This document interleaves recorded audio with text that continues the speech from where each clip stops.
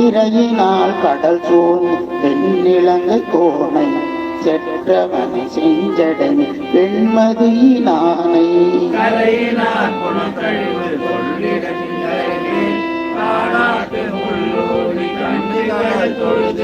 உரையினார் மதையான் நாவலாரூரன் உரிமையால் உரை செய்த பொன் தமிழ்கள் வல்லார்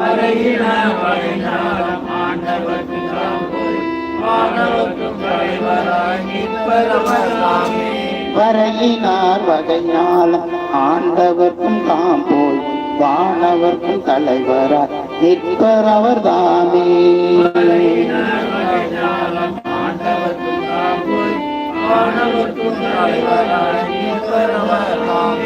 ஏ